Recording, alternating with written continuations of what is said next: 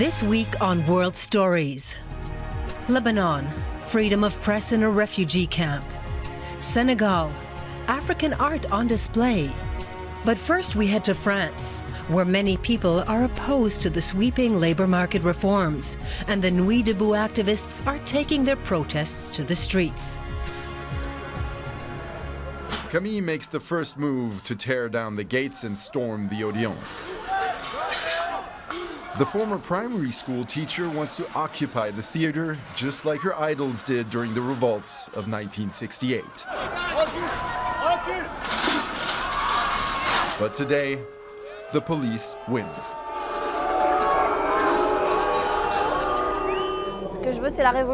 What I want is the revolution. We need to change our system and chase away the bosses. We need to dispossess them and decide ourselves how we want to work and what we want to do.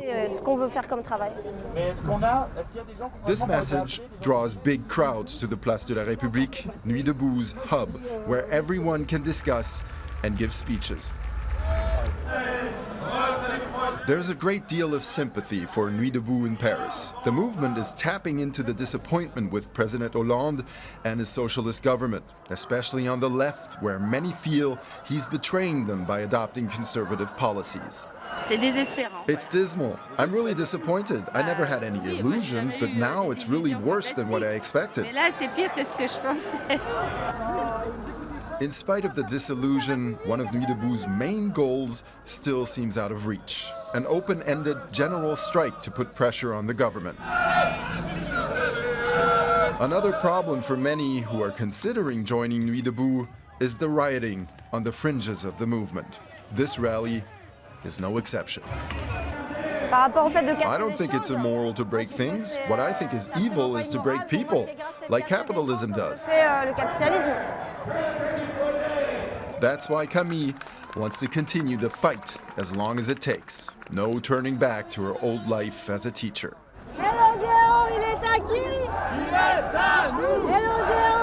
The revolution is still the goal, even if it seems that it will have to wait.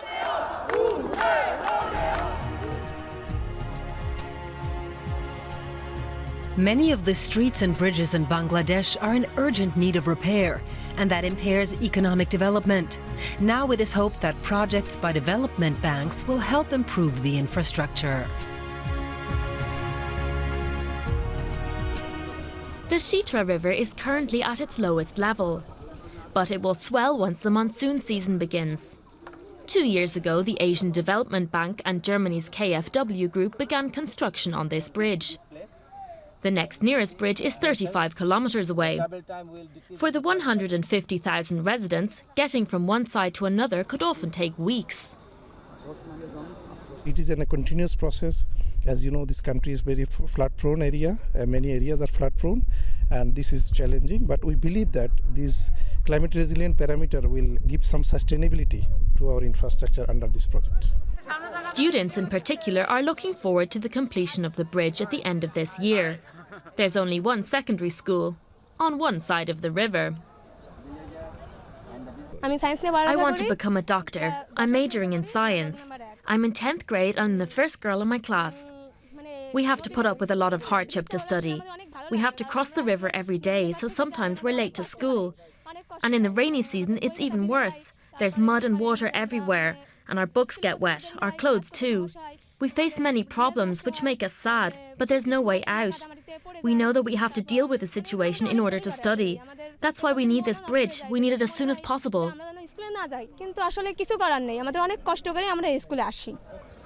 Migrant workers from the region have been building the bridge. The lenders made sure women were involved in the project. They make up a third of the workforce. We're poor people. Now we're getting paid and can feed our children. Besides the bridge construction, the funding was also used to pave streets at the market. The stands used to sink into the mud. Now they've been rebuilt. Many of the stands have now been reserved for women. 25-year-old Mukti Siktar's small business has allowed her to become financially independent for the first time. I think we should also work, KFW and ADB, we are kind of donors who are working on big infrastructure projects, but then we need better awareness programs as well so that women have more access to knowledge, more access to the information, what is actually available for them in the market to access. So I think we could work more on the awareness issues as well. The lack of infrastructure in Bangladesh has slowed the country's development. It's one of the most densely populated countries in the world, and without outside assistance, it would struggle to develop. Our next report takes us to a Lebanese refugee camp. There are no unbiased media there, but DW's Media Academy plans to change that by training young refugees to become reporters. The Shatila refugee camp in Beirut has housed Palestinian refugees since 1949.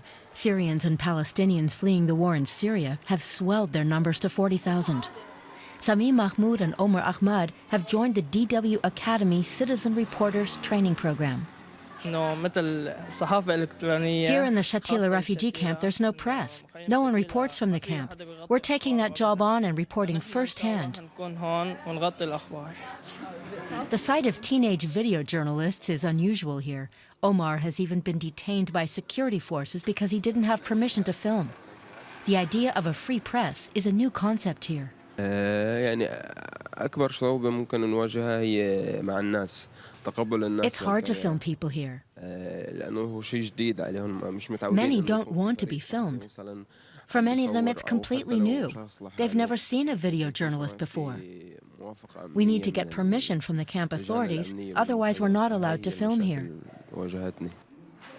14 teenagers, both male and female, have been chosen for the DW Academy course in cooperation with a Syrian NGO based in the camp.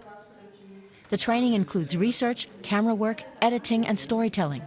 The young reporters will start a community platform in November, run by refugees for refugees. I would like to be the voice of the young people here. Right now, they're invisible. No one listens to them. Here in the camp, there is a lot of oppression, many things that people don't get to hear about. It's harder for the young female reporters. Some areas of the camp are off limits without a male escort, but they refuse to be held back. We're filming interviews with people in the camp. We're trying to find out what people here need. Their inquiries have already borne fruit. After conducting interviews, the reporters learned about some of the problems in the camp. There's not enough water supply, and trash collection needs improvement. So does security. Those are today's headlines from the new free press in the Shatila refugee camp. Our final report takes us to Dakar, the capital of Senegal. It is home to Dak'Art, one of Africa's leading international art shows. Through May 10th, artists there will be portraying their visions of the African continent. In the Senegalese capital Dakar, the former Palace of Justice has been converted to house the month-long show that features contemporary African art. Olani Rashid Akandia, a Nigerian artist living in the U.S., is putting up his installation from everyday materials, such as cardboard, fabric, and plastic. His work is an existential reflection of post-colonial Africa, combined with political and environmental issues. It's a vivid, complex creation. And materials that I use are boxes which people throw away, which I cut into pieces. And then also the collections of the slide, which come from different pieces of different people, which I put together to form a kind of thing. So it looked like more like a net, but the idea was how connection, how link we had to each other. And the question which I'm asking myself, especially with this connection, was to look at where are we as Africans? Where are we now? Are we still crawling? Are we still working? Or have already started standing up, or we are starting working? The Biennale invited 65 artists. What started as a literature festival 20 years ago in Dakar has morphed into Africa's largest contemporary art fair.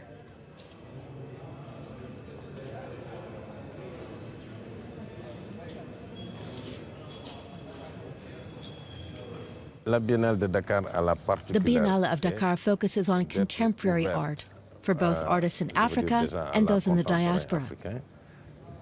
So it's important that it takes place in the continent. It's a landmark cultural event for the visual arts.